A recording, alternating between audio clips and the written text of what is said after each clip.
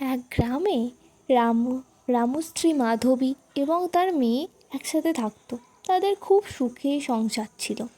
কিন্তু হঠাৎই একদিন রামের স্ত্রী খুব জ্বর হলো। কিছুতেই মাধবীর জ্বর ছাড়ল না। রামু গ্রামের বড় বদ্যি যদুকে ডেকে নিয়ে এলো, কিন্তু কিছুতেই মাধবীর জ্বর নামলো না। মাধবী রামুকে ডেকে বলল, আমার হয়তো আর বেশি সময় নেই, তুমি মেয়েটাকে দেখে রাখবে। রামু মাধবীকে বলল, কথা বলো না মাধবী, তুমি ঠিক হয়ে যাবে, তোমার কিছু হবে না, দেখবে। মাধবীর জ্বর আরও বাড়ছে দেখে রামু বদ্যিমশাইকে ডাকতে গেল। বদ্যিমশাই কি বাড়িতে আছে? বদ্যিমশাই তো এখন বাড়িতে নেই, উনি চিকিৎসা করতে শহরে গিয়েছেন। রামু ছুটে এসে দেখল তার স্ত্রী মাধবী আর নেই। রামু ও দীপা তখন কাঁদতে থাকে।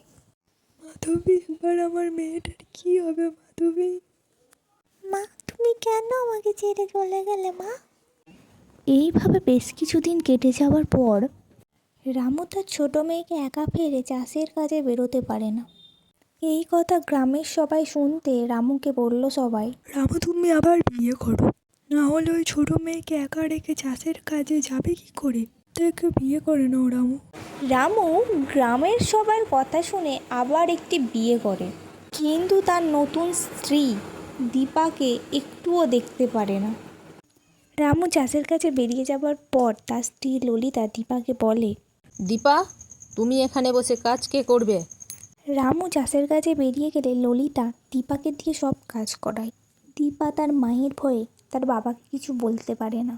হঠাৎ একদিন রামু তাড়াতাড়ি চাষের কাছ থেকে বাড়ি ফেরে। ললিতা, ও ললিতা, তোমার রান্না হলো? এই যে দীপা, তুমি?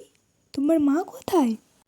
বাবা, তুমি প্রতিদিন চলে যাওয়ার পর মা আমাকে এইভাবে কাজ করায়, তোমাকে আমি কোনোদিনও বলিনি ভয়ে। চলো তুমি আমার সাথে, তারপর দেখছি আমি। রামু দীপাকে নিয়ে তার নতুন স্ত্রীর কাছে গেল। ললিতা, ও ললিতা। এ কি, তুমি আজ এত তাড়াতাড়ি বাড়ি ফিরে এলে? থাক ললিতা, অনেক হয়েছে। দীপা আমাকে সব কথা বলেছে তুমি কিভাবে ওকে কাজ করাও।